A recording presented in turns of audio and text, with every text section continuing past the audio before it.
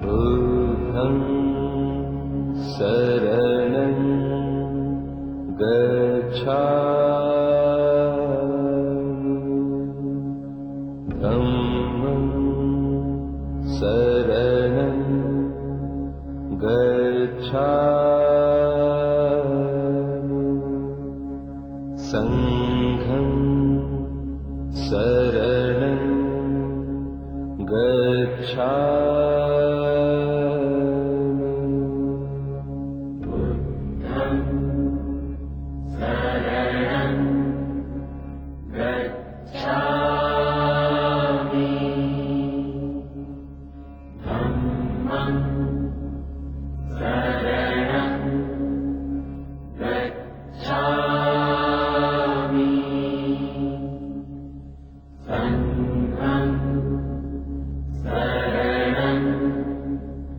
गच्छामि बुद्धं शरणं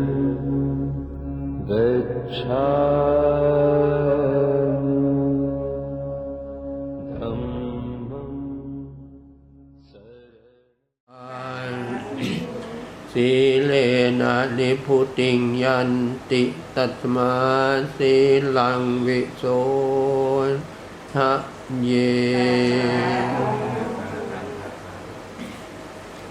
มาจโลกาธิปติสมัมปติกัจขัญชลีอังคิวรังอัญญาจักะสันติทัสสตาปรัสสะชาติกาเทเสตุธัมมังอนุกัมปิมังปัจฉังนะโมตัสสะภะคะวะโตอะระหะโตสัมมาสัมพุทธัสสะนะโมตัสสะภะคะวะโตอะระหะโตสัมมาสัมพุทธัสสะนะโมตัสสะภะคะวะโตอะระหะโตสัมมาสัมพุทธัสสะสุโขปุญญสัตอุจโยติอิมัสสะธรรมปริยายัสสะอัตโธสาทายัสมันเตหิสักกัจจังโสธัมโมตัพโพติ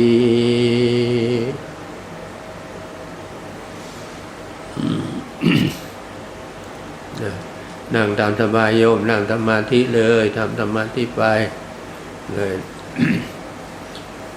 แล้วก็ฟังไปด้วยจิตจะพิจารณาอานาปานุสติคือกระลมหายใจเข้าหายใจออกนั่นแหละดีที่สุดแล้วไม่มีอะไรดีจากนี้หรอกทุกอย่างอยู่ที่ตัวเราการพิจารณาต้องมีสติให้ระลึกไว้เสมอรู้อยู่ตลอดเวลาว่าเวลานี้ขณะนี้เราทำอะไรเรารู้ว่าเวลานี้ขณะนี้เรากำลังนั่งสมาธิภาวนาฟังธรรมเพื่อให้จิตของเรานั้นสงบระงับจากสิ่งต่างๆทั้งหลายที่เราได้พบได้เห็นมาทั้งวันนะเรามามีโอกาสวันนี้เราจึงมารวมกันนั่ง บ้านลานทองจะมาร่วมกันทำวัดไหว้พระสวดมนต์สมาทานศีลเจริญสมาธิภาวนาทุกอย่างสิ่งที่เราตั้งใจที่เราปรารถนาเราต้องการความสุขต้องการความสงบต้องการหลุดพ้นจากอุปกิเลสทั้งหลายคือหวังว่าจะได้ดวงตาเห็นธรรมได้มรรคได้ผลได้นิพพานอันนั้นก็อยู่ที่การที่เราจะประพฤติการที่เราจะปฏิบัติถ้าอยู่เฉยๆนึกเฉยๆไม่ได้เราต้องปฏิบัติต้องตั้งใจภาวนาทุกอย่างความสำเร็จจะเกิดขึ้นได้ก็คือตัวเรานี่เองไม่มีใครมาทำให้เราได้นอกจากเราได้ฟังพ่อแม่ครูบาอาจารย์ทั้งหลายที่มาให้ธรรมะเพียงบอกชี้แนวทางให้เราเท่านั้นแต่การที่จะปฏิบัติให้เราบรรลุตามความประสงค์ของเราก็จะต้องปฏิบัติ ในการเจริญสมาธิภาวนากำหนดดูจิตของเราควบคุมอารมณ์จิตของเราไว้ไม่ให้คิดไม่ปรุงไม่แต่งไม่ส่งกระแสจิตออกไปสู่ภายนอกเราบริกรรมอะไรก็ให้จิตอยู่ที่เราบริกรรมที่เราภาวนาเพราะทุกคนต้องการความสุขต้องการความสงบความสุขความสงบจะเกิดขึ้นได้ก็ต้องอาศัยการทำหรือการปฏิบัติของเราสิ่งเหล่านี้ทุกคนต้องการความพ้นทุกข์แต่เราหนีไม่พ้นทำไมเราจึงหนีไม่พ้นเพราะว่าทุกข์มาตั้งแต่เราเกิดมันมากับเราแล้วความทุกข์นั่นน่ะเราต้องการความสุขความสุขก็เราก็ต้องมา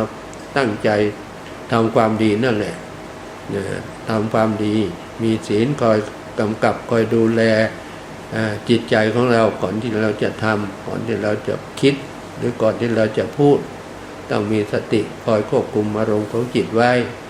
แล้วเราทำเราพูดเราจะได้ทำได้ถูกต้องไม่ผิดพลาดไม่เสียหายสิ่งทั้งหลายเหล่านี้ฉะนั้นสติจึงสำคัญที่สุดสติแปลว่าความระลึกได้ทุกอย่างเราต้องระลึกได้ก่อนเราระลึกได้แล้วเราจึงจะได้ทำเราจึงจะได้พูดทำก็ได้ถูกต้องพูดก็พูดถูกต้องมันไม่ผิดพลาดดังนั้นสติจึงสำคัญที่สุดเราทุกคนเราใช้อยู่ทุกวันอยู่แล้วแต่เราอาจจะไม่ได้นึกอาจจะไม่ได้คิดเราทุกคนต้องมีสติทุกอย่างไม่ว่าจะทำหน้าที่การงานอะไรก็ตามเรื่องของทางโลกเราก็ต้องมีสติจะอ่านจะเขียนจะวาดจะทำอะไรทุกอย่างประกอบอะไรของใช้ก็ตามก็ต้องมีสติให้เราระลึกได้ก่อนเราระลึกได้แล้วเราจึงได้ลงมือทำที่เราทำก็เป็นได้ผลได้ประโยชน์คือไม่เสียหายทำแล้วผลนิพพานมาอยู่ที่จิตใจของเราดวงนี้เมื่อจิตเราตั้งมั่นแล้วจิตเราสงบแล้วจิตเรามีสมาธิแล้วเมื่อจิตสงบจิตก็เบาเมื่อจิตเบากายก็เบาเพราะจิตมันว่างเปล่ากายก็เบาเหมือนไม่มีสังขารไม่มีร่างกายบางทีอาจนั่งไปบางทีอาจเหมือนตกผวามันวูบไปแล้วเดี๋ยวก็กลับมาเหมือนเดิมก็ไม่เป็นไรไม่ต้องกลัวเป็นเรื่องปกติของมันเมื่อจิตมันสงบแล้ว มันเป็นได้แต่มันไม่เป็นไรเป็นแล้วก็กลับมาเหมือนเดิมนั่นแหละดังนั้นทุกอย่างมันไม่มีอะไรแน่นอนนะเราต้องการความสำเร็จความปรารถนาที่เราต้องการจะเป็นทางโลกก็ตามทางธรรมก็ตามจะเกิดขึ้นได้ต้องอาศัยวิริยะคืออาศัยความเพียรคือขยันนะหนักก็เอาเบาก็สู้เหนื่อยก็ทนร้อนก็ทนลำบากก็ทนเพื่ออะไรเพื่อความสำเร็จให้เกิดขึ้นกับเราอย่างคนทางโลกเราทางขยันเราก็มีทรัพย์สินมีเงินทองมีที่อยู่มีที่อาศัยนั่นเราต้องแสวงหาด้วยตัวเองหาด้วยหยาดเหงื่อแรงกายของเราคนอื่นเขาไม่มีใครอยู่ๆเอามายื่นให้เราไม่มีหรอกเราหามาได้เราก็ต้องรู้จักอะไรควรจ่ายอะไรไม่ควรจ่ายอย่าให้มันฟุ่มเฟือยได้100ใช้200อย่างนี้มันก็ไม่มีเหลือหรอกนะมีแต่หนี้ดังนั้นทุกอย่างอยู่ที่เราทั้งนั้นแหละเราไม่ต้องไปโทษคนอื่นไม่ต้องไปว่าคนอื่นเพราะเรานั่นแหละเราทำเองเราก็ต้องติตัวเองต่อไปเราจะได้งดเราจะได้ไม่ทำทุกอย่างอยู่ที่ตัวเรานั่นแหละจิตของเรานั่นแหละมันรู้มันจะว่าไม่รู้แต่บางทีมันเผลอมันพลั้งขาดสติไปได้ทำลงไปแล้วเมื่อผิดเราก็ต้องผิดมันแก้ไขไม่ได้คิดไปก็คือมีเราจะไม่ทำอีกเราจะงดเราจะเว้นไม่ทำอีก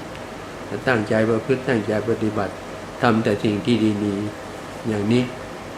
เหมือนเราทุกคนได้มาร่วมกันนั่งสมาธิภาวนาประพฤติปฏิบัติเพื่อต้องการให้จิตของเราสงบแต่ต้องการหาความสุขในการปฏิบัติสุขนั้นก็เจอไปด้วยทุกข์มันไม่ได้สุขล้วนๆนะเป็นเหมือนกันหมดนั่นแหละไม่มีใครเราไม่เป็นเหมือนกันหมดคือสิ่งเหล่านี้มันเป็นเรื่องของประจำโลกประจำของสังขารคือในโลกนี้มันมีจิตสิ่งต่างๆมากมายก่ายกองแม้แต่มีมนุษย์ก็มีชีวิตจิตใจเหมือนกันแต่อารมณ์สติ ปัญญาความรู้สามารถก็แตกต่างกันไป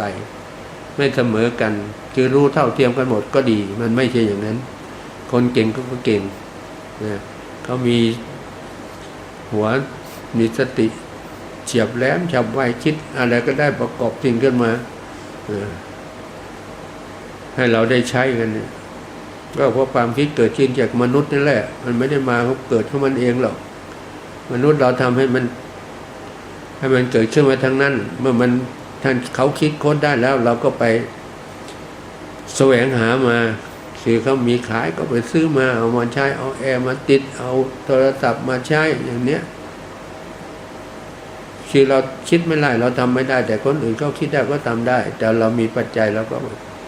ไปซื้อหาแลกเปลี่ยนมาเพื่อเอามันเป็นสิ่งจำเป็นที่เราจะต้องใช้ก็ให้รู้จักมัชฌิมาปฏิปทาคือสายกลางคือความพอดีไม่ต้องไปเอาเลิศหรูแพงแถนแพงคุณค่าของการใช้มันก็สื่อสารติดต่อกันได้นั้นก็พอแล้วฉะนั้นทุกอย่างมันอยู่ที่เรานี่แหละไม่ได้อยู่ที่ไหนภาวนาก็ตั้งใจภาวนาพุทโธ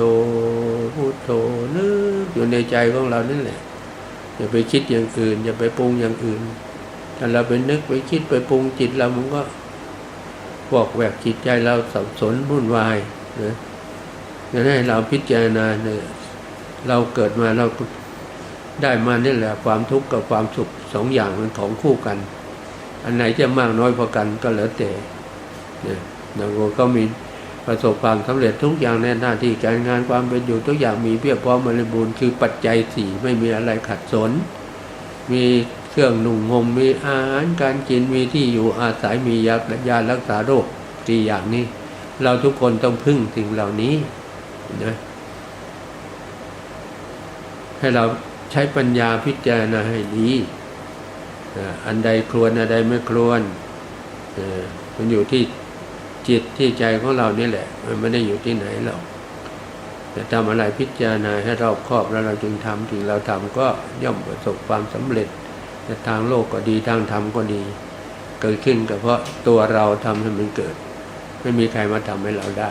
เราเท่านั้นเป็นผู้ทำเป็นผู้ปฏิบัติดังนั้นธรรมะคือคำสอนพุทธเจ้านั้นมีมากมายก่ายกองให้เราเลือกเอาอันไหนตรงจริตจิตใจเราสามารถเอามาใช้ได้ปฏิบัติได้ก็นำอันนั้นมาอันไหนที่มันหนักหนาเกินไปไม่สามารถจะพึ่งได้ปฏิบัติได้เราก็ไม่เอาก็ไม่เป็นไรทุกอย่างอยู่ที่ตัวเราไม่มีใครบังคับเราแม้แต่องค์พระสัมมาสัมพุทธเจ้าท่านก็ไม่ได้บังคับใครเลยให้ต้องทำอย่างท่านปฏิบัติอย่างท่าน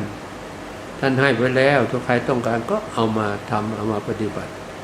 ทำด้วยตัวเองไม่ต้องรอให้ใครมาชวนไม่ต้องรอให้ใครมาแนะนำมีเวลาว่างทำเลยอยู่ที่บ้านเราก็ทำได้ว่างเว้นหน้าที่การงานหมดแล้วไม่มีอะไรแล้วอยู่เฉยๆนั่งก็นั่งสมาธิก็ไม่เป็นไรก็เป็นการฝึกจิตใจของเรานั่นแหละเราทำบ่อยๆทำเป็นประจำแล้วมันก็จะเกิดความเคยชินนะมาถึงเวลาเราเคยทำทุกวันพอวันไหนไม่ได้ทำมันเหมือนอะไรขาดอะไรสักอย่างในความรู้สึกของเรามันได้คิดไปถึงนั่นวันนี้ไม่ได้นั่งสมาธิเลยก็ไม่เป็นไรมันไม่มีเวลาเราก็ไม่นั่งก็ไม่เป็นไรนอกจากว่ามีแต่เราไม่ทำเราผัดไปเราก็จะผัดไปเรื่อยมันก็เลยไม่ได้ทำสักทีดังนั้นทุกอย่างอยู่ที่จิตของเราตรงนั้นแหละจิตเป็นตัวรู้เราก็ต้องตั้งใจประพฤติตั้งใจปฏิบัติให้เต็มสติปัญญาของเราที่เรามีความรู้เรามีความสามารถให้ทำเลยไม่ต้องรอให้ใครมาบอกไม่ต้องรอให้ใครมาแนะนำเรานั่นแหละบอกตัวเองเรานั่นแหละแนะนำตัวเองแล้วเราก็ปฏิบัติด้วยตัวของตัวเราเองมันไม่ได้ยากง่ายอะไรแค่นั่งสมาธิมีเวลาก็นั่งกำหนดจิตแค่นั้นเองดูลมหายใจเข้าลมหายใจออกแค่นี้การทำไปมันได้ไม่ได้ก็ไม่ต้องไปสนใจมันหรอกนะมันได้มันก็รู้เองเห็นเองเป็นเองเรานั่งแล้วแต่ความรู้สึกของเรานั้นแหละมันดีเราก็ ว่ามันดีมีความสุขถ้ามันไม่ดีมันโอ้ยมันก็ไม่มีความสุขมีแต่ความทุกข์ก็สังขารร่างกายอันนี้เรานั่งแล้วต้องมีอาการเกิดขึ้นทุกคนนั่นแหละเรานั่งในอิริยาบถเดียวนั่งเท้าขวาทับเท้าซ้ายนึกขวานั่งเท้าซ้ายทับเท้าขวามือขวาหลังวางทับมือซ้ายอย่างนี้เป็นต้นหรือนั่งขัดสมาธิหรือท่าใดท่าหนึ่งก็แล้วแต่ถ้าทำแล้วมันดีก็ทำได้ไม่เป็นไรหรอกมันอยู่ที่จิตของเราตรงนี้แหละจิตมันเป็นนายกายของเรานี่เป็นเบาจิตต้องการอะไรที่ไหนไกลแสนไกลที่ไหนกายมันไปตามที่จิตต้องการหมดไม่ได้อยู่เฉพาะเมืองไทยไปไหนก็ไปหมดทั่วโลกนั่นกายมัน มันทำหน้าที่ตามที่จิตของเราต้องการจิตของเราปรารถนามันไม่ใช่ว่าอยู่ๆกายมันก็ไปพาเราไปโน่นไปนี่เปล่าในจิตเราไม่อยากไปมันก็ไม่ไปหรอกกายมันก็ไม่ไปแล้วเรามีจิตนั้นวิญญาณเท่านั้นที่จะรู้สึกที่เราจะไปที่ไหนจะไปอะไรเมื่อเราต้องการไปแล้วกายเราก็พาไปทุกคนทุกแห่งดังนั้นทุกคนปรารถนาความสุขเราปรารถนาความเจริญก็ให้เราตั้งใจเพื่อตั้งใจปฏิบัติทั้งทางโลกก็ดีทางธรรมก็ดีให้มีศีลเป็นเครื่องรักษากายรักษาวาจารักษาจิตใจนี่เป็นสิ่งสำคัญที่สุดดังนั้น บุญกุศลคุณงามความดีทั้งหลายที่เราสร้างที่เราทำมันเพ็มมานั้นต้องอาศัยจากทานคือการให้แล้วก็ศีลที่เราได้สมาทานไว้แล้วก็ภาวนา3อย่างนี้ทานศีลภาวนานี่แหละเอา3อย่างนี้รักษาที่เราจะทำได้เท่าที่เรามีโอกาสมีเวลาก็เอาเลยทำไปไม่เป็นไรเราไม่ต้องไปรอนะถ้าเรารอก็จะรออยู่ดังนั้นเหมือนอย่างเนี้ยเราไม่ได้มานัดกันมาวันนี้มาพบกันมาพร้อมกันมาฟังเทศน์ฟังธรรมมานั่งสมาธิภาวนาเราก็มาแล้วถ้าไม่ได้นัดกันไม่มีพรุ่งนี้ไม่มีมะรืนไม่มีเราก็ไม่ได้ทำที่จริงเราทำได้เลยอยู่ที่บ้านเราก็ทำได้ภาวนาได้นั่นแหละจิตใจของเรามันจะได้ไม่ฟุ้งซ่านจะไม่ต้องคิดอะไรไม่ต้องไปปรุงแต่งเรื่องอะไรในที่แล้วไปแล้วกันมันแล้วไปอันนั้นมาไม่ถึงก็ไม่ต้องนึกถึงมันเอาปัจจุบันที่เรากำลังทำอยู่นี่ดีที่สุดไม่มีอะไรดีไปกว่านี้แล้วล่ะเนื่องบุญกุศลคุณงามความดีทั้งหลายจะเกิดขึ้นก็ต้องอาศัยการปฏิบัติเหมือนนายกพุทธปาติว่าสุโขปุญญตอุติโยการสั่งสมบุญนำมาถึงความสุขบุญอันนี้คือปฏิบัตินี่แล้วก็เป็นบุญเราปฏิบัติทำได้เราก็มีความสุขต่อการประพฤติปฏิบัติฉะนั้นขอให้ศรัทธาสาธุชนทั้งหลายที่มีความเชื่อมีภาษาทะความเลื่อมใสในทางพระพุทธศาสนาเราจึงได้มาร่วมกันประพฤติร่วมกันปฏิบัติในวันนี้ดังนั้นต่อนี้ไปก็จะของดการใช้เสียงขอให้เราทุกคนตั้งใจภาวนาเอาเวลาเหลือไม่มากแล้วนะให้ตั้งใจภาวนาเราใช้เวลาเป็นชั่วโมงนะทั้งอธิบายให้ฟังสิ่งละอันวันละน้อยแล้วก็ต้องปฏิบัติไปด้วยดังนั้นตอนนี้ไปก็ให้ตั้งใจสำรวมกายวาจาและจิตใจกำหนดจิตพิจารณาอานาปานสติหายใจเข้าพุทหายใจออกโทนึกพุทโธพุทโธนึกในใจของเรานี่แหละหรืออย่างน้อยก่อนนอนเนี่ยเราอยู่บ้านเราจะไม่มีพระพุทธรูปไม่มีหิ้งพระไม่จำเป็นหรอกอันนั้นเหมือนของภายนอกมันอยู่ที่จิตใจเราที่สำคัญที่สุด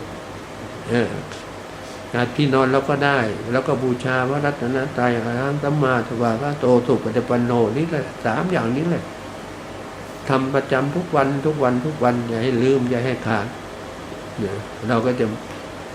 นอนก็จะมีความสุขหลับก็ง่ายจิตจะไม่ไปปรุงแต่งอะไรไม่ไปคิดอะไรที่แล้วให้มันแล้วไปที่ยังมาไม่ถึงก็ไม่ได้คิดถึงมันเอาปัจจุบันนั่นแหละเราจะได้นอนหลับได้ง่ายขึ้นเอาละตอนนี้ไปขอให้เราทุกคนตั้งใจภาวนานะ ดูลมหายใจเข้าหายใจออกนั่นแหละแล้วถึงเวลาเราก็จะบอกให้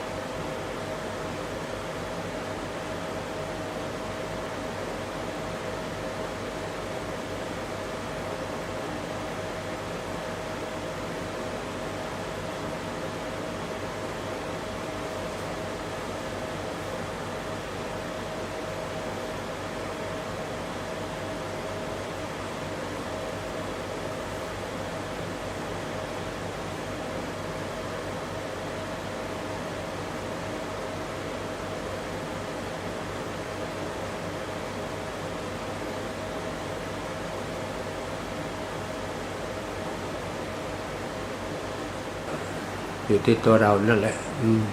มันจะอยู่ที่ไหน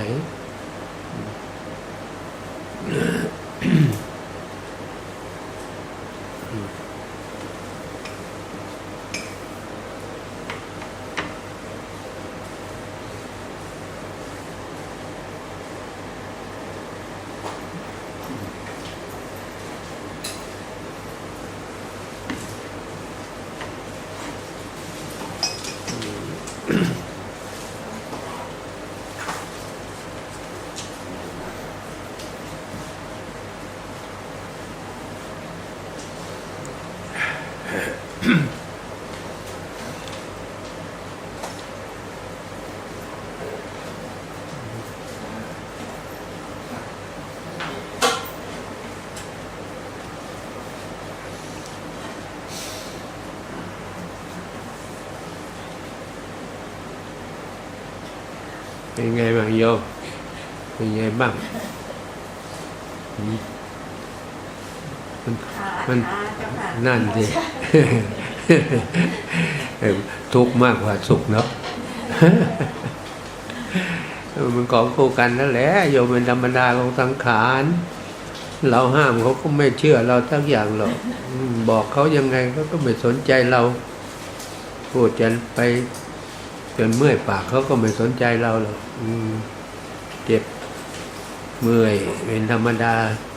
ของสังขารนี่แหละเพราะเรานั่งในท่าเดียวนั่งนานๆก็ต้องมีอาการเรื่องปกติธรรมดาสังขาร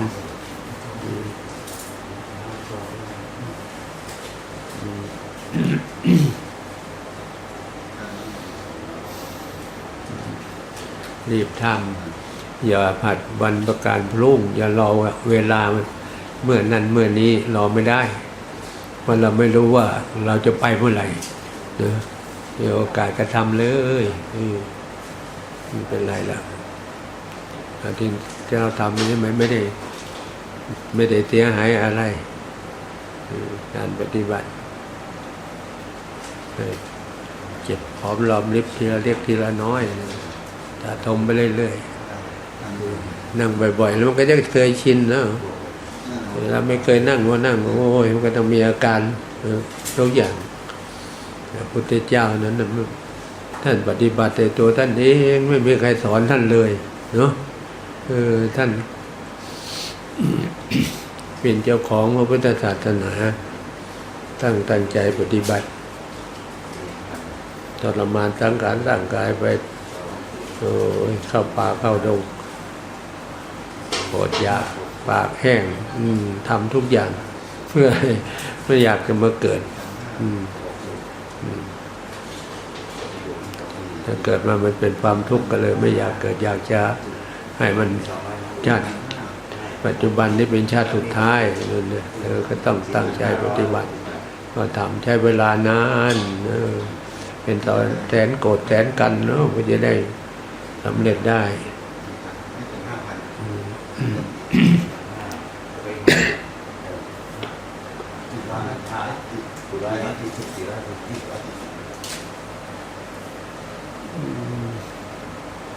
นอนไม่ค่อยหลับโยมไม่รู้เป็นไงเมื่อวันที่21เนาะวันที่22โมงก็เดียวนอนตี 2อย่างไรมันยังไม่ยอมหลับภาวนาไงมันก็ไม่ลงไม่ยอมหลับผลสุดเมื่อไม่หลับก็ไม่นอนแล้วลุกขึ้นนั่งสว่างเลยก็นอนไม่หลับเลยนะนั่งแล้วนั่งสว่างเลย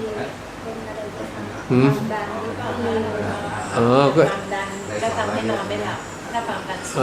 ความดันไม่มีปกติไม่หลับเองนะเจ้าค่ะเป็นไปตามวันนั่นแหละโยมว่าถูกต้องแล้วอยากให้หลับก็ไม่เป็นไรหรอกยานอนหลับเม็ดนึงก็ได้แล้วแต่สมัยก่อนนอนมาเยอะแล้วนอนมาเยอะแล้วนะอันที่12กรกฎาคมนี่ก็ครบ86แล้ว90 เหลืออีกไม่กี่เดือนนี่ครับครบ86ไม่ไหวแต่ก็มีอาการนะมันเมื่อยไอ้ก้นกบเหนือขึ้นมาเนี่ยมันเมื่อยแล้วก็มันมวนแล้วมันจะร้อนแล้วก็นั่นเดี๋ยวก็เป็นจะร้อนบุบวับเนี่ยไปหาหมอก็ไม่เห็นทำอะไรให้บอกหมอว่านั่นแล้วไม่มีอะไรไม่มีอะไรเราเป็นหมอไม่ได้เป็นใช่ใช่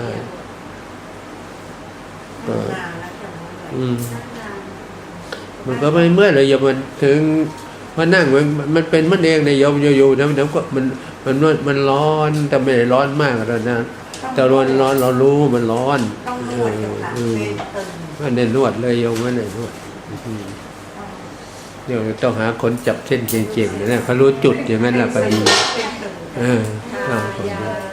ไอ้เหมือนที่ก็ตอกเส้นนะโอ้ยนี่เข้าท่าหามมาพอตอกเสร็จแล้วลุกขึ้นเดินกลับไปเฉยแล้วมันได้นานหรือเปล่าไม่รู้แล้วตอกเส้นน่ากลัวค่ะก็ไม่เป็นไรหรอกเราตอกถ้ามันไม่ถึงแรงขนาดนั้นหรอกถ้ามันใช่ถ้ามันหนักไปแล้วก็ให้เบาลงหน่อยเขาก็จะเบาลงพ่อต้องนวดไปเมื่อวานนี้ก็ไปฉีดยามาเข็มหนึ่งเมื่อวานนี้ตอนบ่ายไม่ได้ไปนอนเพราะว่า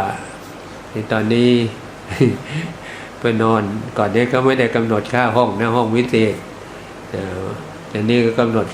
ไม่เกิน 4,000 บาทต่อวันสำนักวัดวังมีหนังสือมาบอกให้ทราบแล้วเราก็ไม่ได้ไปนอนช่วงหลังนี้คือใช่ในหลวงท่านรับเป็นคนไข้ท่านไงแต่ว่ามันแพงค่ายาโยมเม็ดนึงเป็น100 70 กว่าบาท30 กว่าบาทนู้นยาอะไรนั้นแพงจังเรามาทุกวันเสาร์เนี่ยค่ะสมมติบอกว่าเขาจะจ่ายให้แค่เป็นที่แค่2 เดือน2 เดือนพอนัด4 เดือนต้องแบบ2 เดือนแล้ว2 เดือนต้องไปต่อยาไม่ดีนัดทีได้ยามาเป็นกระสอบเขาเน้นยาแล้วร้องโอ้ยให้ยาเยอะยาจะหมดยาแบบนี้นวดแผนไทยดีไม่ต้องทานยาอาจารย์ครับการเทศ3,000 บาทเนาะค่าน้ำมันรถ 2,000 บาทค่าทางด่วน200 บาทเป็น 5,200 บาทระบุท่านได้ตั้งใจนะโยมนะอุทิศส่วนกุศลให้ผู้มีพระคุณคือมารดาบิดาของเราที่ท่านจากเราไปแล้วก็ระลึกถึงคุณงามความดีกตัญญูกตเวทีตอบแทนคุณของท่านที่ได้เลี้ยงดูเรามาก็อุทิศส่วนกุศลให้จะได้รับไม่ได้รับไม่ต้องไปสงสัยไม่ต้องไปสนใจก็ให้ตั้งใจทำแล้วบุญกุศลทั้งหลายมันเกิดเองนั่นแหละโยมเพราะเราสิ่งเหล่านี้เรามองไม่เห็นให้แล้วจะได้หรือไม่ก็ไม่รู้ไม่มีใครรู้นะให้เราตั้งใจให้ก็แล้วกันยะถาวาลิวะหาปุราปะริปุเรนติสาคารังเอวะเมวะอิโตทินังเปตานังอุปกัปปติอิชิตังปฏิตังตุมหังคิปะเมวะสมิจจตุสัพเพปุเรนตุสังกปาจันโทปนรโสยถามณิโชเทระโสยถาสัพพิติโยวิวาจันตุสัพพโลกโควินาศตุมา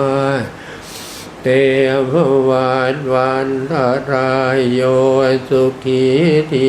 กายุโกภวะอภิวาทนาสิเดช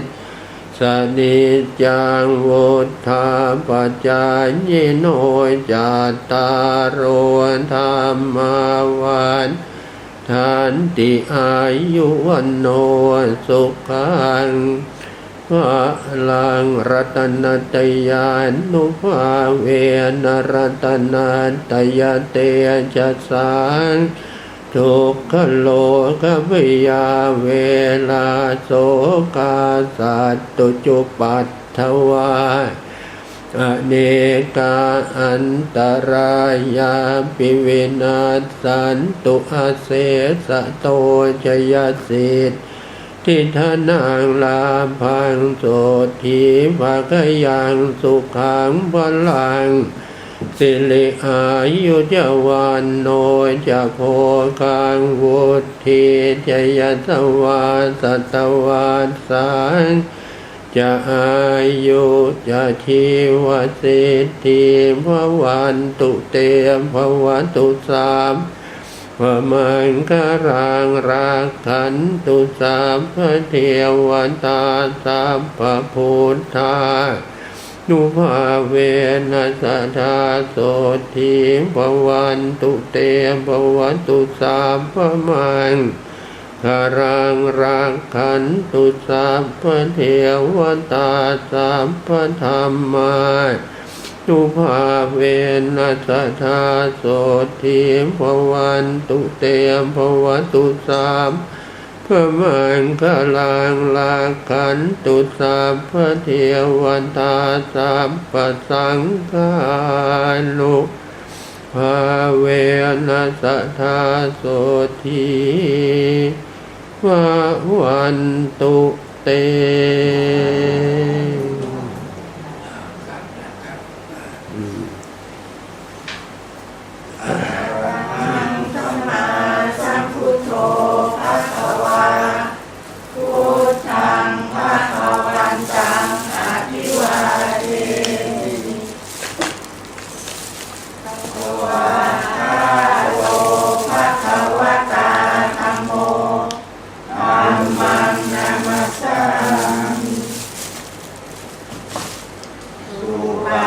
ปันโนภะคะวะโตสา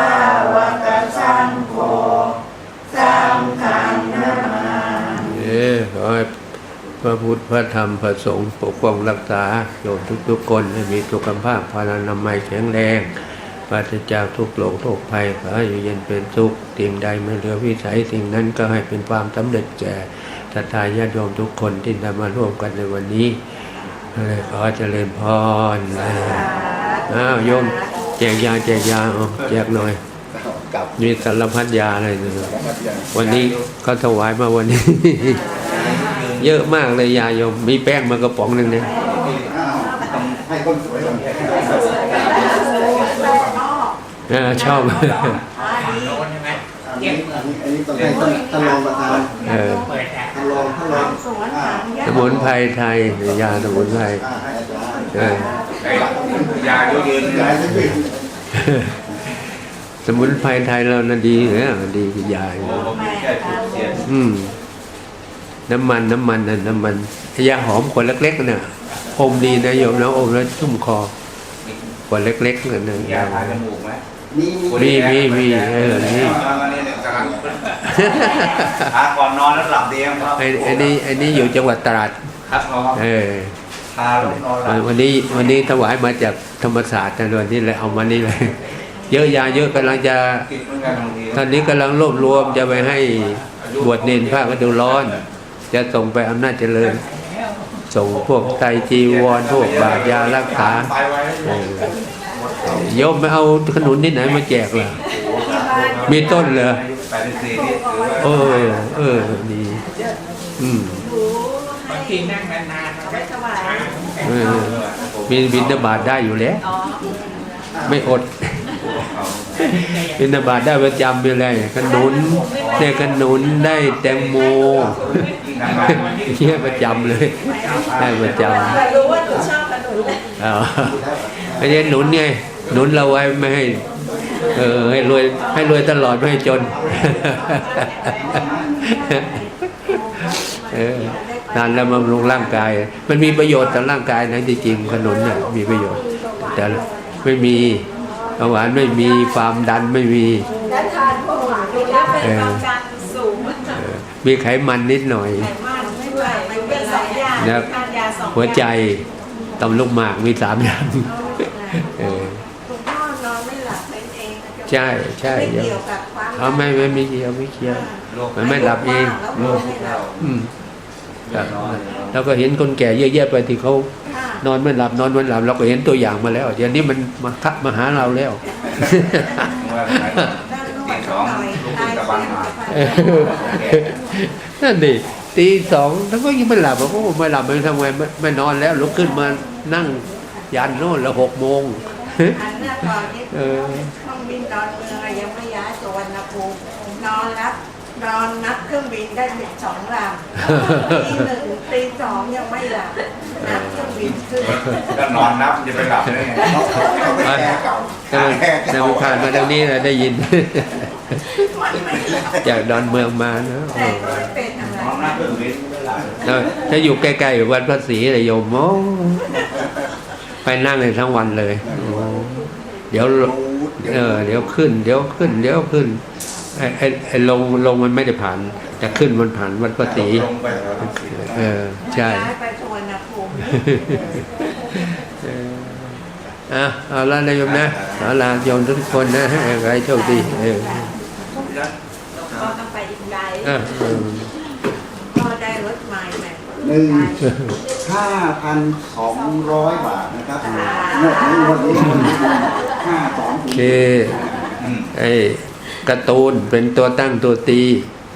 ว่าจะหารถเปลี่ยนให้ใหม่อันนั้นใช้มานานหวยออกเลย ก็เลยไปทอดพระป่าก็เลยได้ในพลเอกติดธามหาสันทนะเราเป็นเจรวบรวมปัจจัยมาให้แล้วทอดพระป่าครั้งแรกก็ได้1,000,000 กว่าบาทแต่ตอนหลังก็สะสมไปเรื่อยๆมีเงินอยู่1,746,000นี่นะก็ไปเลยไปดูบอกเอาพอดีก็มีรถอยู่พอดีถ้าเราไม่เอาก็ต้องรอถ้าจองก็ต้องรออีกนานเพราะรถจะส่งมาจากญี่ปุ่นเลยไม่ได้ประกอบในนี้ ตูนอ้วนไปทำพระป่าที่วัดสังฆทานครั้งหนึ่งได้ร่วมบุญอยู่ก็ทำที่วัด3 ครั้งแล้วนอกนั้นก็ยมบริจาคกันคนละ100,000คนละ50,000อะไรเงี้ยครับเขามีฐานะโยมเขาไม่เดือดร้อนหรอกคนก็ทำเขามีฐานะอยู่แล้วเขาไม่เดือดร้อนแล้วเขาทำด้วยศรัทธานี่ก็ปวดหัวอีกหาน้ำมันเติมยากใช่ไปฉันไปเอาไปนู่นไปจังหวัดเลยไปวัดหลวงปู่คำดีท่านทำพระปู่ไปงานหลวงปู่นรงค์อายุวัฒนมงคลเกิดปีเดียวกันนั่นนะ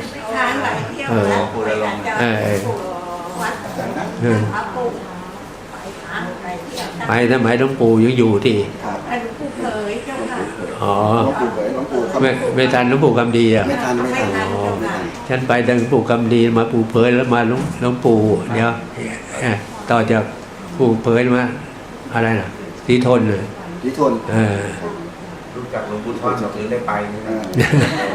ทำไมอันนี้ขึ้นไปนั้นไปประจำเพราะว่าจะไปขึ้นอีสานเหนือมั่งอีสานใต้มั่งก่อนจะไปก็เล่นเด็กครูดมไงแต่ทัวร์พาโยมไม่ได้นะทัวร์3 คัน 4 คันนะก็ทิ้งไปที่6 คัน 7 คันมางดจัดก็คือมางดจัดเมื่อปีหลังจากโควิดนี่แหละงดจัดมางดมาหลายปี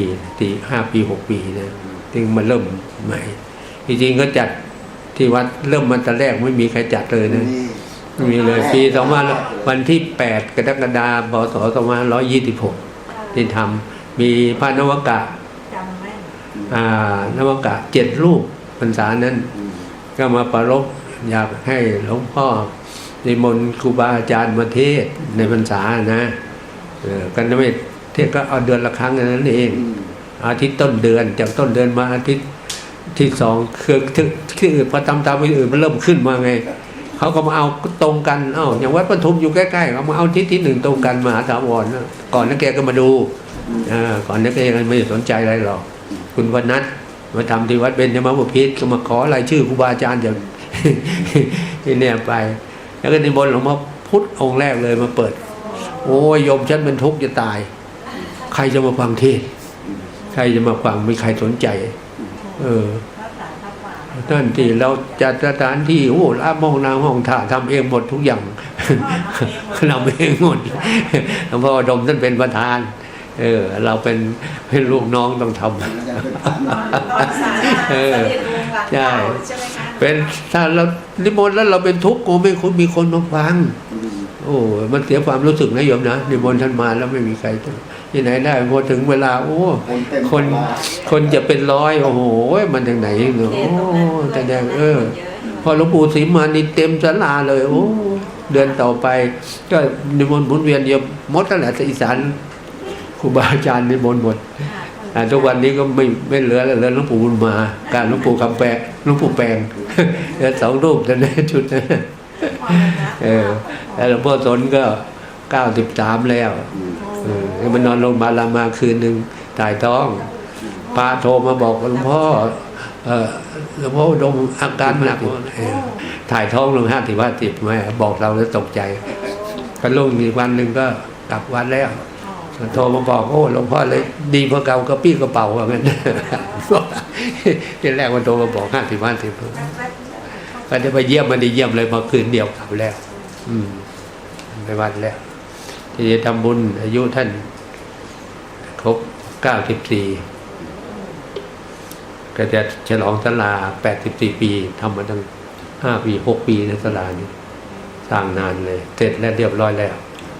จะฉลองอายุด้วยฉลองศาลาด้วยว่าปกติท่านเกิดวันที่27-28 พฤษภา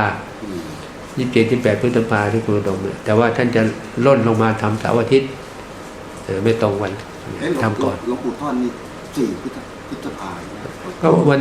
นี้ก็ทำบุญฉลองเจดีย์นะวันนี้หลวงปู่ท่อนแต่วันเกิดท่าน4ใช่ไหม4 พฤษภาทีนี้ก็ทำโดยมากก็ทำครูบาอาจารย์ก็จัดการครบรอบวันมรณภาพตอนนั้นปีตอนนี้ปีแต่นับรวมอายุด้วยก็เยอะแต่